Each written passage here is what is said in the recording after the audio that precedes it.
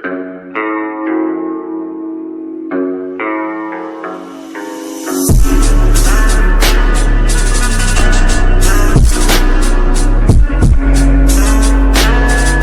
Finally guys एक और video लेकर आ चुका डीमन स्लेयर मांगा के इन्फिनिटी कैसल आर्क पर। और हाँ, इससे पहले जो मैंने इन्फिनिटी कैसल आर्क पर 3 वीडियोस बनाए हैं, जिसके अंदर मैंने जो अकाजा की फाइट जो कि तांजीरो और गियो के साथ में होती है उसे कवर किया है। इसके अलावा जो मैंने अकाजा के पास्ट लाइफ पर जो यहाँ पे कवर किया है, तो उस वीडियो के लिंक तुम्हें डिस्क्रिप्शन में मिल जाएंगे, तो इस वीडियो के बाद जरूर से चेकआउट कर लेना उस वीडियो को। और आज की इस वीडियो के अंदर मैं जो है यहाँ पे अपर रैंक 2 यानी कि डोमा के जो फाइट जो कि शिनोबू के साथ में होती है इसे कवर करूंगा। इसके अलावा जो है मैं यहाँ पे हल्की फुल्की डोमा के पास्ट के साथ साथ जो है शिनोबू के पास्ट के बारे में भी जो है यहाँ पे कवर करूंगा। तो बिना किसी देरी के जो है इस वीडियो को शुरू करते हैं। तो जहाँ पे तुम्हें याद ही होगा कि जब मुजान सबको इन्फिनिटी कैसल के अंदर में टेलीपोर्ट करवा देता है, तो सारे के सारे हसीरा और डीमन स्लेयर जो है एक दूसरे से अलग हो जाते हैं। और इसी चक्कर में जो है शिनोबू भटकते भटकते जो कैसल को उस पार्ट में चली जाती है जिसके अंदर में जो है डोमा था, और वो उस जगह में जाकर जो शॉक्ड हो जाती है, क्योंकि डोमा के जो एरिया है उसमें जो है बहुत ज्यादा खून फैला हुआ था उसके रूम में, और वहाँ पे बहुत सारे वुमेन्स की लाश जो है पड़ी हुई थी,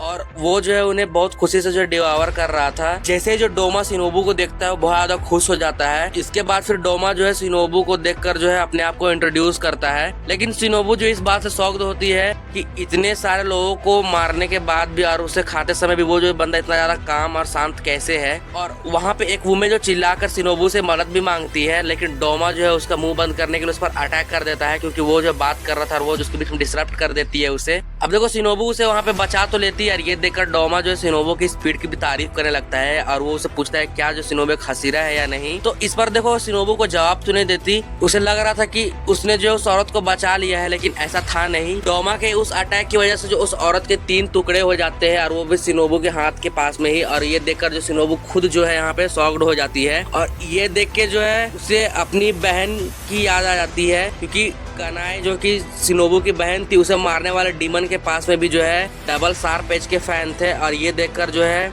वो समझ जाती है कि कनाए को मारने वाला कोई और नहीं बल्कि डोमा ही था। फिर डोमा जो है अपने बारे में बताता है कि वो जो founder eternal paradise of faith का, और उसका काम है उन सभी लोगों को खुश रखना जो कि उसके पास में आते हैं, और उस लड़की की बॉडी को भी जो है वो बिल्कुल वेस्ट नहीं होने देगा। अगर वो उसे वहाँ छोड़ देगी तो वो जो उसे डिवावर करके उसे जो है हैप्पी रखेगा। ये सुनकर जो है शिनोबू भाई तो गुस्सा हो जाती है, और वो उसे कहती है कि उसका जो दिमाग खराब हो गया है, और उसे देखने से जो है शिनोबू को तो गुस्सा आ रहा है, इसीलिए जो उसकी आंखों से दूर चला जाए, क्योंकि उसी की वजह से जो है शिनोबू की बहन कनाए जो है मारी जाती है। वो अपने जैकेट को दिखाते हुए डोमा से पूछती है, और डोमा को तुरंत याद आ जाता है कि ये जैकेट जो उसी हसीरा का है जो कि फ्लावर ब्रीदिंग यूज करती थी। और डोमा जो ये चीजें बता ही रहा होता है कि शिनोबू जो है बिना किसी देरी के डोमा के पास आती है और उसकी आंख में स्टैब कर देती है, और अपनी इंसेक्ट ब्रीदिंग का प्रॉपर यूज करती है। लेकिन डोमा जो है अपने रिप्लाई में अपने ब्लड डीमन आर्ट का यूज करता है, और शिनोबू उससे जो है थोड़ा सा डैमेज हो जाती है, क्योंकि डोमा के अटैक की वजह से जो उसके आसपास का एरिया जो है थोड़ा सा ठंडा हो जाता है। इसी वजह से जो है शिनोबू को सांस लेने में दिक्कत हो रही थी, और उसे ऐसा लग रहा था कि उसके लंग्स जो है फट जाएंगे।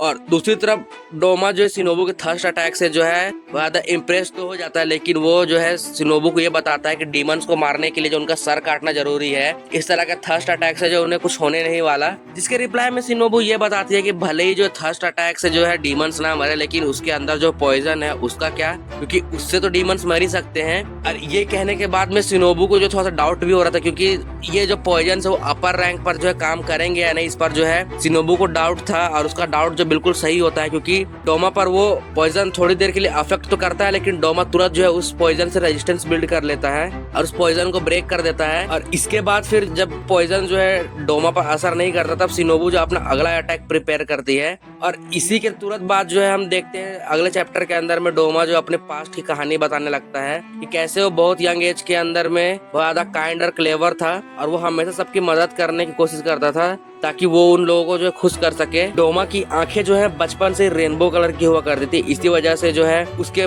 पेरेंट्स को लगता था कि डोमा जो स्पेशल चाइल्ड है उसे जो गॉड्स की आवाजें सुनाई देती है। लेकिन डोमा ये बताता है कि उसके पेरेंट्स ने उसके लिए इसी वजह से जो है एक स्पेशल जगह बनाई, और उसके पेरेंट्स ने जो जगह बनाई थी डोमा के लिए स्पेशल, उसका नाम था पैराडाइज फेथ ऑफ रिलीजन। लेकिन डोमा ये भी बताता है कि उसने आज तक कभी भी जो है गॉड की आवाज सुनी नहीं है, उसने सिर्फ नाटक किया था कि उसके पास जो है उसे गॉड की आवाजें सुनाई देती है। और ऐसा उसके पेरेंट्स एक्सपेक्टेशन की वजह से उसने किया था। पहले उसे बहुत अजीब लगता था कि लोग जो उसकी पूजा कर रहे हैं, सारे अडल्ट जो उसके पास में आते हैं और अपना रंडी रोना उसके सामने करते हैं, और डोमा को इस बात से बहुत अजीब लगता था कि ये लोग पागल हो गए हैं। लेकिन डोमा जो उनकी दुख भरी दास्तान सुनने के बाद में कई बार जो है उनके लिए रो दिया करता था एक्टिंग करने के लिए, और उन लोगों को जो अपने पैराडाइज फेथ में जो है ऐड कर लेता था। लेकिन डोमा को भी ये बातें पता थी कि पैराडाइज नाम की चीजें कभी एग्जिस्ट नहीं करती, ये सारे कॉन्सेप्ट जो है इंसानों ने बनाए हैं, और असल जिंदगी के अंदर में भगवान भी कभी भी एग्जिस्ट नहीं करता, और ना ही बुद्धा, क्योंकि ये सारी चीजें जो है इंसानों को धोखा देने के लिए बनाई गई है।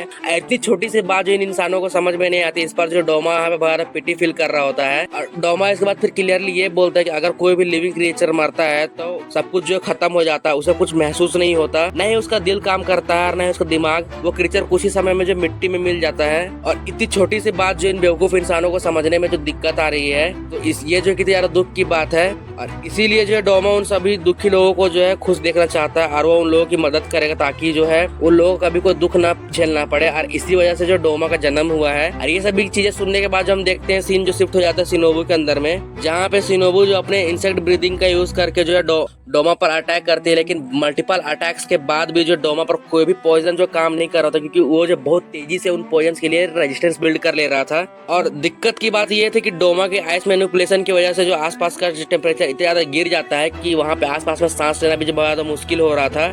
पर शिनोबू जो है एक बार लास्ट फिर से जो है डोमा पर अटैक करती है, और उससे बहुत तगड़ा अमाउंट ऑफ पॉइजन जो है इंजेक्ट करने की कोशिश करती है। और डोमा जो है इस चीज के लिए उसकी तारीफ तो करता है, लेकिन जब डोमा अपने काउंटर में इस चीज का अटैक करता है शिनोबू पर, तो शिनोबू को बहुत तगड़ा डैमेज पड़ जाता है। डोमा शिनोबू को ये भी बोलता है कि अगर उसने जो है पॉइजन की जगह पर उसका सर अगर काटने की कोशिश की होती तो शायद वो जो है डोमा को हरा भी सकती थी। पर अफसोस की बात है कि शिनोबू की जो बॉडी है बहुत ज्यादा छोटी है, इसी वजह से जो है उसके पास इतनी ताकत नहीं है कि वो एक डीमन का सर जो है धड़ से अलग कर सके। और इसके लिए जो शिनोबू अपने आप को भी कोसती थी। और उसके बाद फिर उसे थोड़ी सी पास्ट की चीजें जो याद आने लगती है, लेकिन शिनोबू जो फिर भी हार नहीं मानती। और तभी जो उसे कानाई उसके सामने दिखती है, जो कि उसे इनकरेज कर रही होती है फाइट करने के लिए, क्योंकि अगर उसने जो है ये डिसाइड कर लिया है कि उसे डोमा को हराना है तो उसे किसी भी हाल में जो उसे हराना है। और ये सुनते ही जो शिनोबू वापस से खड़ी हो जाती है। डोमा ये देखकर शॉक्ड हो जाता है कि शिनोबू जो इतना ज्यादा डैमेज होने के बाद भी जो आखिर कैसे यहाँ पे फाइट के लिए रेडी हो गई है। और शिनोबू के दिमाग में तभी एक आइडिया आता है कि अगर शिनोबू डोमा के नेक पर जो बहुत तगड़े तरीके से पॉइजन का अटैक करे तो हो सकता है कि वो जो है डोमा को हरा दे। और यही देखकर जो शिनोबू अपना फाइनल अटैक जो है डोमा पर प्रिपेयर करती है, और वो जो उसे अटैक कर देती है। और वो फाइनल मूव की वजह से डोमा जो दीवार से चिपक जाता है, और शिनोबू जो अपना पूरा पॉइजन उस पर इंजेक्ट कर देती है। पर इससे भी जो डोमा को फर्क नहीं पड़ता। डोमा जो शिनोबू गले लगा लेता है और उसके लिए सैड फील करता है, और धीरे धीरे उसे अब्सॉर्ब करने लगता है। और जैसे ही जो डोमा शिनोबू को अब्सॉर्ब कर रहा, तभी जो कानाई वहाँ पे अचानक से आ जाती है। और जैसे ही जो वो देखती है कि वो डोमा शिनोबू को पूरी तरीके से अब्सॉर्ब करने वाला है, वो जो है डोमा पर अटैक कर देती है। लेकिन डोमा की स्पीड इतनी ज्यादा थी कि वो जो उसको डॉज करके वहां से निकल जाता है। लेकिन डोमा इससे पहले कि शिनोबू को पूरी तरीके से अब्सॉर्ब कर पाता, शिनोबू जो है कानाई को एक इशारा करती है, और इसके तुरंत बाद ही जो है डोमा शिनोबू को पूरी तरीके से निकल जाता है।